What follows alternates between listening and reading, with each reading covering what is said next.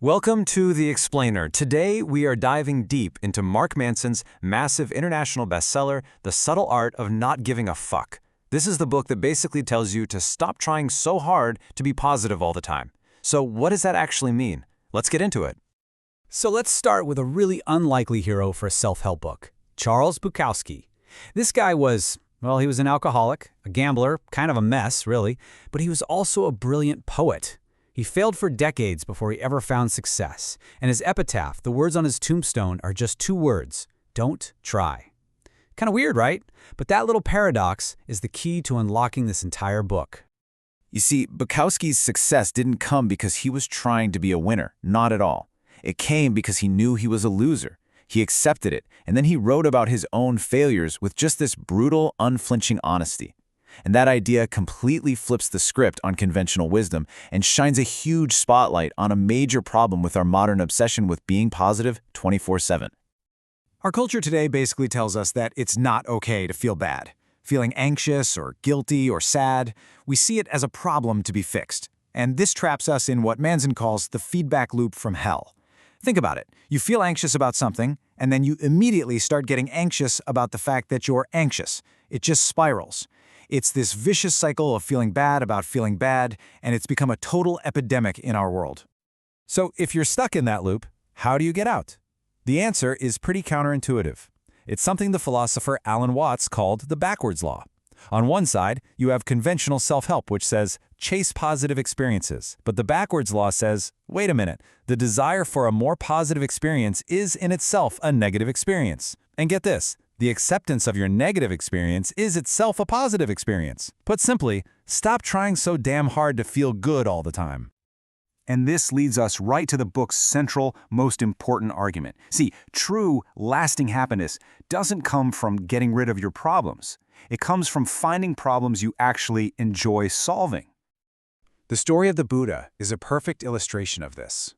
As a young prince, he was completely shielded from all suffering. He had everything he could ever want, and he was miserable. So he tried the opposite. He left the palace to live a life of extreme suffering as an ascetic, only to find that was just as meaningless. His big enlightenment, his aha moment, was realizing that suffering is just an inevitable part of the human experience. The goal isn't to avoid it, it's to accept it. Manson has this great image of a superhero he calls Disappointment Panda, whose only power is to tell people the harsh truths they need to hear. And his main truth is this: problems never go away. They just get exchanged. Or maybe they get upgraded. A person living on the streets has money problems. So does Warren Buffett. Buffett just has better, more interesting money problems. The goal isn't a life without problems. That's impossible. The goal is a life full of good problems. So here's the crucial takeaway.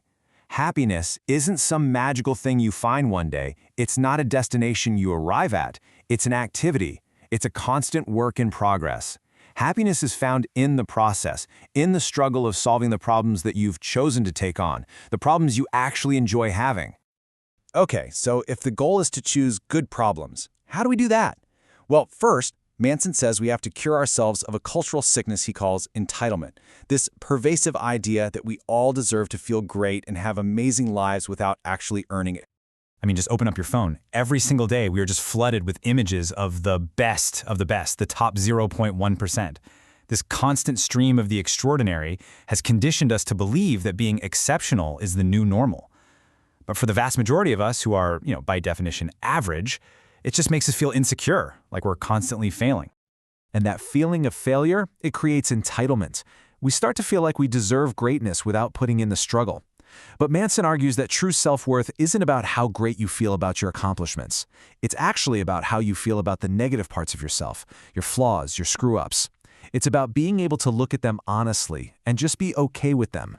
So the solution is pretty radical. Embrace your own mediocrity. Now that sounds like a real downer, but it's not. It's actually incredibly liberating. The moment you accept that you're not some destined for greatness, once-in-a-generation genius, all that pressure just melts away. You're finally free to just do things, to accomplish what you want to accomplish, enjoying the slow and steady process of improvement, without those crazy high expectations. All right, this all builds to the final, most practical part of the whole philosophy. Once we're grounded in reality, we can finally start making conscious choices about what is actually worth our time and our energy. What's worth giving a fuck about? This is such a great story to illustrate the point. You've got two musicians, Dave Mustaine and Pete Best. Both of them were kicked out of their bands right before those bands became literally the biggest on the planet, Metallica and the Beatles.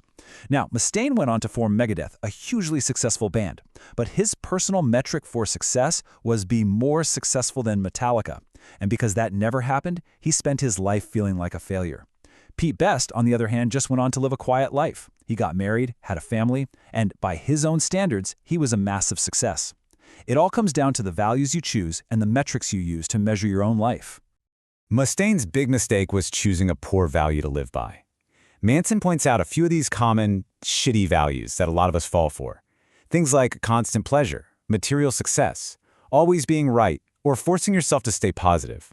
They're shitty because they're superficial, they're often outside of our control, and in the end, they just leave us feeling empty.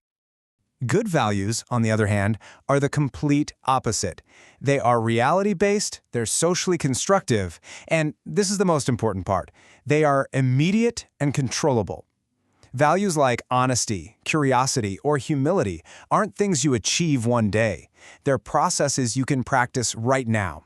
And when you live by these kinds of values, they generate better problems, and that leads to a much better life. So how do you find these better values for yourself? Manson has this great metaphor, the self-awareness onion. You have to peel back the layers. So the first layer is just asking, what am I feeling? The second layer is, why am I feeling this? And then you peel that back to get to the core. What personal value or standard am I using to measure this situation? That's where real, lasting change happens. And this brings us to what is maybe the most important question in the entire book.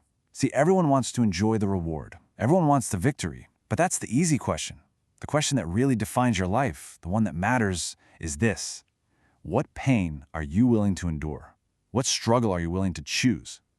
Because ultimately, it's our struggles that determine our successes. The true joy isn't just in reaching the summit. It's in the climb itself.